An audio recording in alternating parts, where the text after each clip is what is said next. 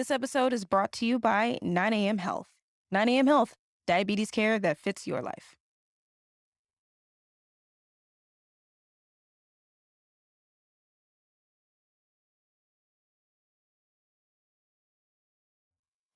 Ooh, episode 7. What's up, guys? Welcome back to another episode of Healing in Hindsight, episode 7.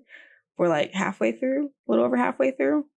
Yeah, I don't know. At the time of recording this, I still haven't figured out exactly how many. I mean, I know how many episodes I want, but like the number's not finalized, okay? Don't judge me, but I wanted to make sure you had a lot to chew on, but not too much. Like, I'm doing the season route because I still got a full-time job, y'all. So being able to record weekly is just not in the stars right now. One day, I really would like to do this full time. But until then, seasons it is. How many episodes? I don't know. Do I go the Game of Thrones route? Do I go the Bob's Burgers route? I don't know. There's a lot of options. Anyways, what the hell, Taylor? That's not why you're here. So in this episode, I want to talk about something that's for everybody, honestly. I know that this podcast is mostly circled around type 2 diabetics and our community and how we can help each other learn, as well as ways to be able to just live the young adult life and still be able to manage our diabetes, either with medication or holistically. I'm trying to reverse this, y'all. I don't know about you. But in this episode, I wanted to talk about a universal theme that can benefit literally anybody, and that is managing your blood sugar levels. It's not just for diabetics. Everybody can get a benefit from it, and we're going to talk about those. Probably about 5 reasons, but possibilities are endless. So with that being said, let's do it.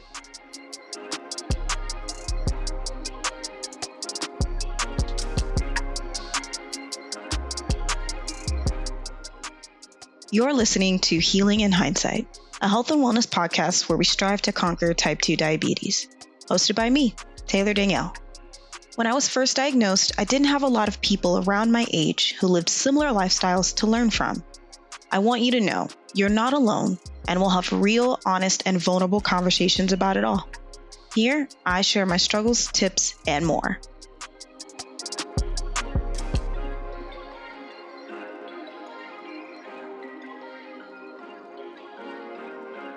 Alrighty, welcome back. So glad you're here and that you stuck around. You're hanging with your girl. Hopefully you're chilling wherever you are listening to this. Maybe you're going for a nice walk. I wish I could walk and do this and not have all the wind and wispiness and people's dogs barking and stuff like that. Maybe I'll figure that out one day. I don't know. But not why you're here. You want to know, what are these benefits of everybody managing their blood sugar? Like, why, Taylor, I'm not a diabetic. Why should I care? What's the point? All the things, right? I get it.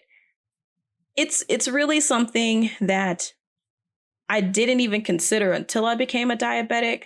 But as things have changed in our food industry and a lot of the things that have been coming out with different types of eating styles and regimens and whatever, I think it's important to be able to talk about blood sugar management and ways that all people can benefit from it.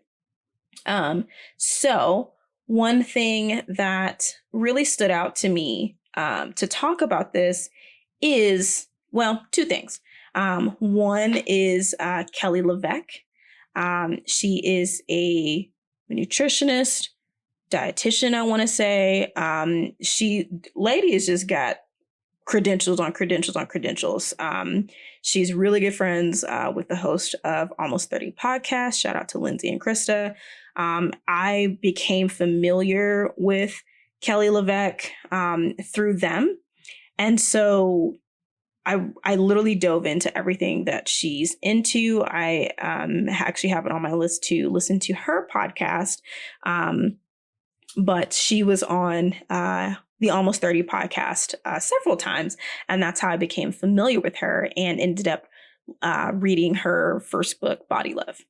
And so what I really loved about Kelly is that she laid out her perspective and why blood sugar management is a huge role in her kind of Fab4 smoothie, you know, recipes and things like that, because she backed it with science. Again, credentials on credentials on credentials. Lady knows her stuff. So Kelly Leveque was a huge, huge factor into why I'm like, you know what? She's right. Blood sugar management isn't just for someone who has a chronic disease or illness. And it certainly can help a lot of people with chronic illnesses. The second thing is my dabble into keto. I tried to do keto hardcore. It was a struggle more so because it required, for me, now I'm not saying this for anybody else, but for me, it required a lot more cooking. And I've recognized that when I'm living by myself, like I currently live in my own place, but me and my partner did live together for a time. I am used to cooking for a family. I always had my mom, dad, and my sister. And when my mom started having us cook, it was always for the four of us. And so even if it wasn't for the four of us, my mom, is a huge proponent of leftovers. It's, how you can have lunch for the week. So I'm always used to cooking in bulk. But in the many solo apartments that I've had, I've always either wasted a lot of food from one of two things. Either I cooked a bunch of stuff and it sat in the fridge for a week, and I would eat on it, don't get me wrong, but 5 days of the same thing was hard. Or I would buy all the food to even do a couple of different meals, just to switch it up, because I recognize that I don't want to eat on this one thing all week. I would be so tired and exhausted from my day or the week. I just didn't want to cook. So I would just snack, kind of eat around the things that didn't absolutely need to be cooked. If I got any type of veggies that can go with ranch, I'm all over it. Stuff like that. And then, of course, eating out, it was a lot harder a few years ago to eat fast food all the time, or even any takeout meal, because you had to go get it. And the only delivery that you had was your normal, like Chinese places, things like that. But when stuff like Favor and Uber Eats and Postmates and DoorDash, it's really Favor. Favor was my first whole new world of opportunity to eat whatever I felt and not have to leave my house to go get it, which has led to like things like Instacart grocery delivery, which it's great. I absolutely love it, especially during this time. It's been so helpful to have someone bring groceries up for me. I used to actually do a grocery delivery. Was it Thrive? I can't remember if it was Thrive, but it was kind of like, fresh veggies, things like that. But it was so expensive at the time. This was actually right before I was diagnosed. And they had these containers that they would put them in, and they put them in ice packs. So if it had to sit outside, if you were away from home, like it was okay. Your food and stuff was safe. And obviously that's advanced. Now, I will say with Instacart, they're not doing that. Like they keep it together, when it's at the store, but once it hits your door, it's not really protected. So I usually still need to be home for it, but it's still nice that I'm not having to spend time to go grocery shopping. I don't like grocery shopping. My mom loves grocery shopping, but I always had to go with her. And I'm so sorry, Mom, but I didn't like it. It was so boring. 2 hours in a store is insane. And my attention span just couldn't stick with it. So it's definitely something that's just never been my thing. It's a little better now because, I'm not as tied to going to the grocery store and having to be so budget conscious, because I eat more from the produce area than I ever have before. But again, it's just me. It's just little me and my 2 doggies. And when my partner comes over, then I'll cook. Then I'll, roll in a whole 7-course meal or something. But it's hard for me to just eat for myself. So all of that to say, blood sugar management is hard. but it is something that is super beneficial for everybody. And those were kind of the two things, venturing into keto really helped me to understand that, because all the research that I did with it, every specialist, if you will, or doctor that was involved in explaining the keto diet, they talk about blood sugar levels, because that's what makes your body go round, right? So, two things: Kelly Leveque, learning about keto. Those were the things that kind of really put me into the space to have a deeper dive into blood sugar levels, but not from the lens of a diabetic. Okay. So 5 reasons why I find this to be helpful. The number one reason is kind of obvious. Would you like to be a diabetic? If the answer is no, then understanding where your blood sugar levels are at really helps. And again, guys, remember, like I've said in the very first episode, like, if you are unsure of where you stand, it is nothing to get that blood test, right? Like, if you're already going to get a checkup saying, hey, I'd like to be tested for type 2 diabetes, it's good to just know. Because if your A1C is, touching that 5.6 range, you're like heading into pre-diabetic stage, right? So I think it's helpful just to know what your A1C is and how your body is regularly regulating. That's so redundant, but it's helpful to know where your body stands. If you're right in that normal range, great. If you're creeping up a bit, or maybe you might be in pre-diabetic stage and you don't even know it, because remember, it doesn't always have symptoms. So it's just good to know, because once you step into that diabetic state, that's when the medication and stuff starts rolling in and all this other stuff, and it becomes way too on your radar, when your body should just be running efficiently. So number one reason for being aware and doing things to manage your blood sugar well is to avoid being a diabetic, because that's exactly what it leads to, right? The second reason is having even amounts of energy. So I'm sure everybody's been hangry at least once, or like for me, like 8 times and then some, right? That's from your blood sugar management, guys. Your blood sugar is what is causing the hangriness, because your body has no more energy or sugar to continue to make all of the other functions work. I absolutely love Cells at Work on Netflix. It's a anime show that follows a red blood cell and a white blood cell through the body that they're in. And they touch on so many different things, how your body reacts to things. But something that you see all the time are these little vending machines of glucose. And it's like sugar or whatever, some kind of pastry. Blood cells do love sugar, but you just can't overdo it, right? And that's what makes them go. And so if you manage your blood sugar well, you can have steady, even amounts of energy throughout the day. If you do, the thing where like, hey, you have your breakfast and then you are dying before you get to lunch, right? And then you get to lunch and you wolf it down. And let's just say it's like this big bowl of pasta something. I love a good bolognese, don't get me wrong.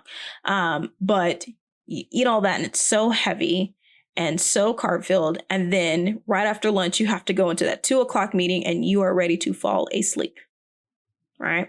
Because your body was so starved for energy that it sets off this chain reaction and signals that says, I need energy, eat all the things, right? And you eat all the things and you go way past your threshold, right? And so now it's like, I've got too much, time to shut it down, because a body resting can burn more. Not sure if that's true, but I could understand if that's the logic, right? So by managing your blood sugar levels and how you're eating, having that even amount of energy really helps keep you steady and alert throughout the day. So, which leads to the third point, if we're talking about being hangry, is a better mood. When my blood sugar levels are too low or too high, I ain't in the best place. I'm not nice. I'm not. Sometimes, some of the symptoms, I want to say it's from being too low, is like a drunken-like state, right? when you have the shakes, you're tired, you sweat, or at least I sweat profusely. I can't think straight. I'm dazed. I'm, all over the place.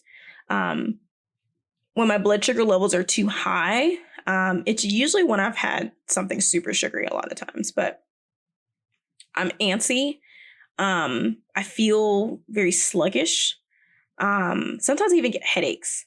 And so it's just something that like, I'm just not in a good mood either way. And so being able to maintain a really good mood, I'm sure we can all say when you're in a good mood, you do better. You're more productive, you're more engaged, you're more everything, right? And so when your food and your blood sugar levels are kind of at war with each other because it's causing this spike. If you look at those lie detector graphs when they're lying and how it's just like scratching all over the place, up and down, up and down, up and down, up and down. That's what uncontrolled blood sugar looks like. Whereas when you're telling the truth, where it's just kind of this nice, even wave, nothing crazy, just nice and easy, you're in a better mood, right? So, fourth thing, I don't know, faint spells, anyone? Seriously. When your blood sugar drops too low, you can faint. I had it. It's what happened to me as I was still trying to understand what my body was doing before I was diagnosed. So it's kind of like one of those things where it's all over the spectrum. If you're too high, shit can get real. If you're too low, shit can get very, very real. Again, I fell in the shower. So it's definitely not a fun thing to get to that point where you can't function and you could possibly pass out, which at the extreme, especially for a diabetic, you could go to a diabetic coma on either end, by the way. So keeping it nice and even can definitely help with literally keeping you conscious. And number 5, it sounds silly, but I just like to call it like overall body bliss. When everything is in tune, it just runs better, right? When you play an instrument that's just perfectly tuned up, it just runs better. When your car is good to go, the engine is good, there's no gunk or anything like it just runs smooth, right? So when your body is experiencing constant levels of just regular, even good to go blood sugar levels, you feel better, you respond to things better, your body is running in this optimal state. And that's what we want. We really want that to be where we're at. It's not fun to kind of check to see where my levels are at. I want to know that my body is going to do that and that everything that I put into this nice, very fine vessel of mine is going to help maintain that or elevate it in a way that's beneficial, like providing the right types of nutrients and things like that. It's not to say that it's easy. I am not saying all this shit to say that I don't love a good jelly-filled donut. I love jelly-filled donuts, okay? I love them. I love burgers and queso and just a lot of things that are probably terrible for you. But even so, we have to find the middle ground of being able to enjoy without overindulging and throwing us out of that balance, out of that nice, easy, wavy line. We don't want to be that line that's scratched all over the place, right? So it really is something that everybody can take advantage of. Kelly Leveque mentions in her Body Love book, at least the first one, about how she's even suggested for some of her clients to get a blood sugar meter. Because you'd be surprised at how often people throw themselves out of whack all day, every day. Maybe not to the level where you need to take medication like myself, but it is something that people do regularly and we experience it all the time. And so it's definitely something to consider when you're trying to check in with yourself and like really give that, body scan of like, what's going on with me? And that's something that I really liked about her book. And I definitely need to get her second one. I'm actually looking at her like Fab4 fundamentals course. Just because I really appreciate that is kind of the basis around how she shares nutrition and helps her clients. It's by providing recipes and avenues where your body is optimizing your blood sugar. She has her coined Fab 4 smoothies. I've done a couple of them, and it really is helpful. I just got to get back to doing the smoothie thing. So I need to get a hard copy of the book so I can have the recipes on hand all the time. Plus, I love books. So all that. But I will definitely link it in the show notes, all things Kelly Leveque that I found super helpful, as well as some of the keto videos that I found that really just help to explain why blood sugar matters, especially when you're doing the keto diet, because you're trying to train your body to use fat as a source of energy instead of sugar, which can in turn help to even out blood sugar levels. There are definitely a lot of diabetics that I know who kind of follow a keto lifestyle. I have not been able to do it consistently. I don't think I've been in ketosis once. So if you've got some favorite keto recipes or, people to follow, I'm always open to it. One of my really good friends, she has been rocking keto pretty well. I just have to really get to a space where I'm okay to cook. I don't have my big HD TV kitchen yet, so there's a little bit of lack of inspiration sometimes, but neither here nor there. Hopefully that was helpful in understanding that blood sugar management isn't just for those who have to pay attention to it. It's great if you don't, but it could be super helpful if you do, and could possibly help to shine light on other areas where things can improve, especially sleep. That can really help you understand why things are out of whack. So I'm going to catch you guys next time and going to go find something to nosh on to keep those levels normal. But as always, thank you for being here. And I'm curious, let me know if you do manage your blood sugar levels and you're not a diabetic. I'd be curious to know what you do and what your management looks like. Until next time.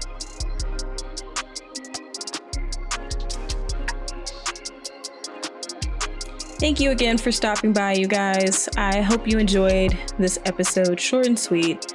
Of course, again, check out all the links in the show notes. Big shout out to Kelly Leveque. I know I'm nowhere on her radar, but I will say I do absolutely enjoy. I follow her on Instagram and all the stuff that she puts out. I think she has some really great insight and information that's beneficial to all for sure.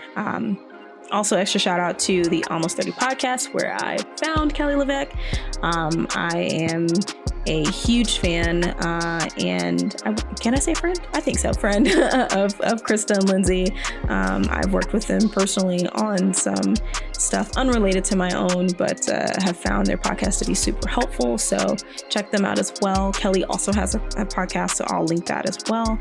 And then, of course, all the super cool, well, I think it's super cool, but insight on keto stuff that I've found to be helpful as well. So if you don't mind, if you've got a free moment of your time, feel free to like, subscribe, and rate the podcast. Leave me a review. Let me know how it's going for you.